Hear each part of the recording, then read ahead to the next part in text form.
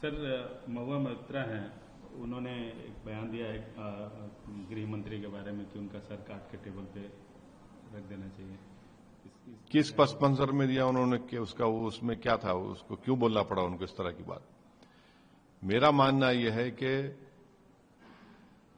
इस तरह का वो देश के गृह मंत्री हैं, हम सख्त उनके मुखालिफ हैं आइडियोलॉजिकली, और जब तक हम जिंदा रहेंगे उस आइडियोलॉजी के खिलाफ हम लड़ते आए, लड़ते रहेंगे। मगर इस तरह का उन्होंने बयान दिया है तो महुआ मोइत्रा को बताना चाहिए कि वो क्यों इतना गंभीर बयान उन्होंने दिया, इस तरह का बयान दिया। मुझे नहीं मालूम कि इस तरह की बात उन्होंने किस वजह से की, वो बताएंगे खुद।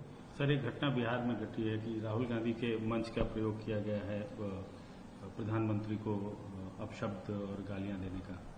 इस घटना को आप कैसे देखें? नहीं, अल्फाज का इस्तेमाल जो है अच्छा होना चाहिए।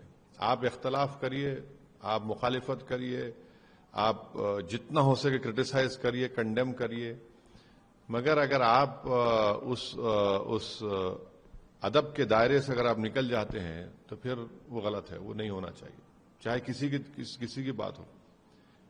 आप प्रधानमंत्री को बहुत क्रिटिसाइज करिए, दवा का क्रिटिसाइज करिए, और कभी कभी लाइटर वेन में कुछ बात कर भी दीजिए, मगर एक बात याद रखिए कि अगर आप उस चीज को, आप उस लाइन को क्रॉस कर रहे हैं तो वो ठीक नहीं है। फिर हम जो हमारी बहस का, गुफ्तगू का, या हमारा जो डिबेट होगा वो बहुत ही गलत और वल्गर किस्म का होगा। अगर कोई दूसरा कर भी रहा है तो ये जरूरी नहीं है कि हम उसका देखा देखी करें। सर, जो ये टैरिफ यूएस की तरफ से जो टैरिफ का जो ये बम फोड़ा गया है और उसका असर भी दिखता नजर आ रहा है, इस पर क्या कहना? बहुत असर होने वाला है। 50% हमारे एक्सपोर्ट्स पर असर पड़ने वाला है। 60,000 करोड़ का हमारा मोटर पार्ट्स का जो एक्सपोर्ट है, ज्वेलरी, जेम्स, रेडीमेड गारमेंट्स, ये बुरी तरह मुतासर होने वाले हैं। और अफसोस की बात यह है कि फरवरी में हमारे प्रधानमंत्री यूएस के प्रेसिडेंट डोनाल्ड ट्रंप से मिले थे, बातचीत हुई थी, और फिर उसके बाद ये टैरिफ का शुरू हो गया, और फिर उसके बाद हमको वो लोग इल्जाम लगा रहे हैं, यूक्रेन क्या हम पर इल्जाम लगा रहे हैं। और फिर ये जो यकीनन इस 50% टैरिफ से बहुत बड़ा नुकसान होने जा रहा है भारत के उन तमाम एक्सपोर्टर्स का, जेम, ज्वेलरी, रेडीमेड गारमेंट्स का, मोटर पार्ट्स का। तो ये तो मैं समझता हूं कि नरेंद्र मोदी गवर्नमेंट को जवाब देना पड़ेगा देश की जनता को, क्योंकि आपने डोनाल्ड ट्रंप से तो इतना रिलेशनशिप को आगे बढ़ा लिया था कि अब की बार ट्रंप सरकार कह दिया था।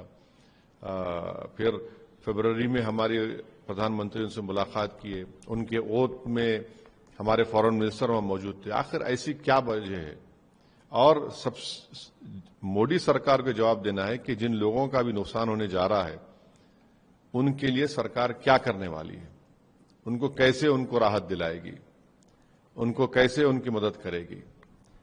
तो ये, और फिर बार बार ये जो अमेरिका के जो नवारो, जो उनके जो जिम्मेदार हैं, वो भारत पे इस तरह की तनकीद कर रहे हैं। अगर वही बात देश के प्रधानमंत्री के बारे में कोई अपोजिशन लीडर करता तो बीजेपी वाले उस पर कूद पड़ जाते। खामोश क्यों है भाई? वो क्या क्या बोले जा रहा है। हमारा बीजेपी से हमेशा आइडियोलॉजिकली के ऊपर इख्तलाफ रहेगा, मगर वो क्या बात बोले जा रहा है? कुछ तो बोलो बीजेपी वालों, भाई कुछ तो बोलो। इतना डर क्यों रहे अमेरिका से आप लोग? और मैं बता रहा हूं कि हमने सबसे बड़ी गलती की थी, मेरी पार्लियामेंट की स्पीच है, जब ट्रंप ने अपने पहले टेन्योर में हमसे कहा था कि ईरान से तेल लेना बंद करो।